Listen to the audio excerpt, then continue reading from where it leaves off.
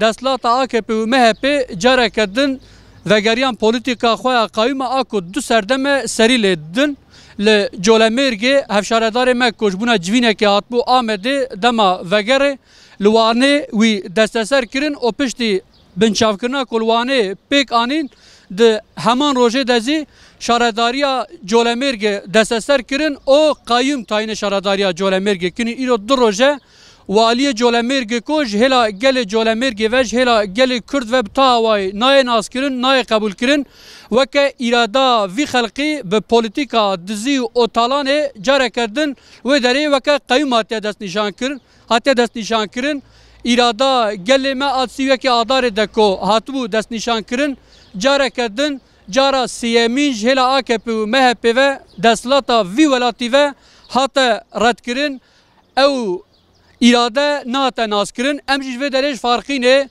جه دستلات را دبیجن کو پولیتیکای و چت بن بلا بن پولیتیکای و توندی پولیتیکای و شر پولیتیکای و نناسکنا اراده گل کرد و اراده گل ما اراده پارتیا ما نشکینه حتی داوی و گل ما اراده خواهی درکوه. 31 Mart 2024'te yapılan seçimde Jolimerk halkı tercihini yapmıştır.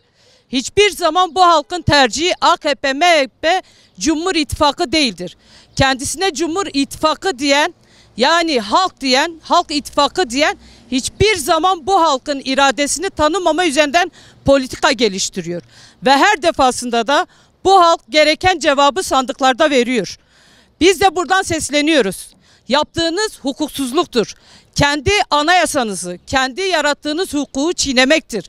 YSK'nın seçilebilir hakkı verdiği eş başkanlarımızı bugün gözaltına almak, iradeyi yok saymak, kendi yarattığınız yasalarda suç işlemektir. Bir gün herkese lazım olduğu gibi hukuk size de lazım olacak. Ortada bir hukuksuzluk varsa sizin irade gaspıdır hukuksuzluk yaptığınız. Ortada bir yanlış anlaşılma ya da ortada bir suç varsa tırnak içinde söylüyorum. O suçu bugün siz işliyorsunuz. Bu halkın iradesini tanımamakla suç işliyorsunuz. Bu halkın seçimine saygı duymamakla suç işliyorsunuz. Bu halkın belediyelerini gasp ederek, önlerine barikat kurarak, halkla aranıza duvarlar örerek bu suçu siz işliyorsunuz. Biz de diyoruz ki tez elden yanlıştan dönülmeli ve bu halkın iradesi tanınmalıdır.